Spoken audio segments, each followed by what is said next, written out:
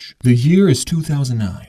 A black man was just elected president, and I was in 7th or 8th grade, I forget. I was a very pubescent boy, and I wanted to impress this girl who was a huge fan of Twilight. Remember when Twilight was still a thing? So the second Twilight movie, New Moon, was not out yet, but the trailer was. And in the trailer, there's this scene where Bella herself in the sunlight. No, Edward, don't! Is running through a fountain. So with my hormone-filled brain, I decided to draw this girl a comic about New Moon to impress her. And little did I know that would be the very first comic that would start a long chain of events that led to where I am today. That's actually not true. The very first comic I drew was this fan-made Garfield comic that I did when I was like 9. This was the Garfield comic that came out when I was born. Okay, back to Twilight. So I had to do some deep digging, but I found it. The very first comic that I'm counting as doing. Let me read it to you. This guy is sitting in a movie theater surrounded by girls with hard eyes. The guy says, "This movie doesn't make any sense." Girl says, "Wait, what? It doesn't make any sense." How? Well, first off, why doesn't Bella just call Edward? He has a cell phone. Call him about what?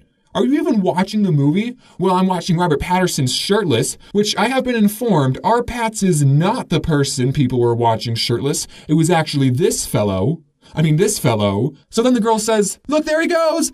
Ah! He's about to go in the sun. Why is Bella running through a fountain? So that was the end of the comic. So I showed it to this girl and she was obviously swooning. So later I get bored in class and I decide to redraw that Twilight comic and show it to my friends. Which I actually lied to you. This is not the original comic. This is the redraw that I showed my friends. I gave the original comic to the girl. I don't know if she kept it. But if you're watching this and you do have the original, can I have it back?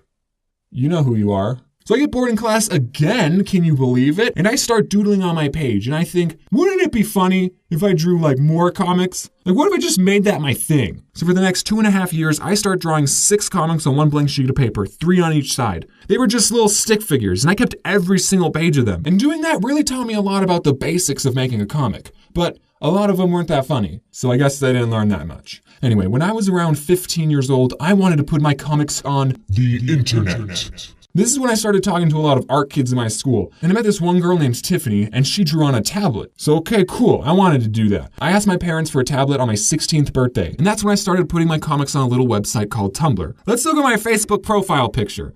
Not that one. This was a public picture that anyone could see. What's going on with the scribbles in the hair? Now what happened was that I had the contrast on my computer screen turned all the way up. Now if we turn the contrast on this image, you can kind of see what I was going for. And it's also sad that I probably spent a long time working on this. So we go back to my Tumblr page, we see the first comic I ever posted, but that was not actually the first comic I made on the computer. The first comic I made was like an introduction to all the characters, and at the end they would say, "Oh, we forgot the punchline."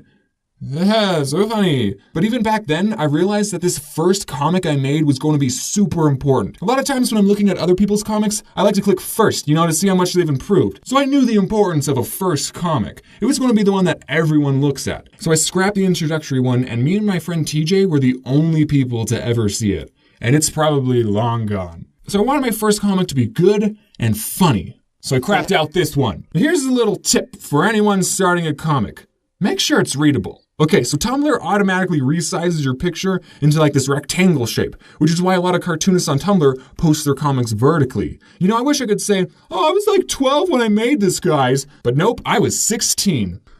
So let me read this to you. I bet a lot of people who like this can't even read it. Okay, Arizona is always hot, but Oregon is always wet. See, look at that. I was talking about Arizona way back then, and I used to live there, in case you didn't know that. And we see Orange Shirt looking out the window, and it's supposed to be raining outside. So Orange Shirt says to Blue Shirt, "What's your favorite state?" Blue Shirt says, "Solid, but I think being a liquid can be fun."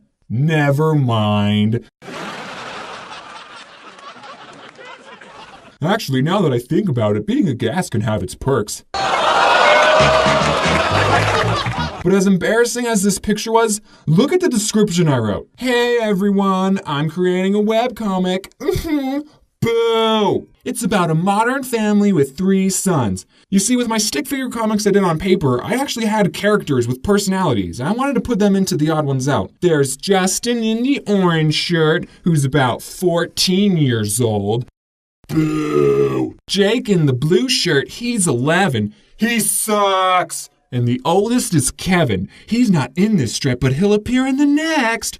Boo, this is terrible. Okay, here's what the character lineup was. We had a mom, who actually still looks a lot like my mom character today. Then the dad, not important. And then 3 kids, Jake, Justin, and Kevin. And each kid had a friend character, Braxton, Max, and Anthony. I don't know if I ever said their names in the comic, but I chose these names because they were actually based off real people who were my friends in preparatory school. But wait, there's more. I'll post strips whenever I can. If you like the comic, please follow.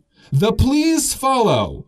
Thanks, James. Ugh, holy crap! Okay, so around August of 2012, I decided to change my style and give my characters necks. Then around January of 2013, I was experimenting with all kinds of different styles, and then I settled on this one. Now this comic is great. I'm still proud of it to this day. It looks like a real comic. Oh, and these 3 people at the bottom are actually people I know. And then I kept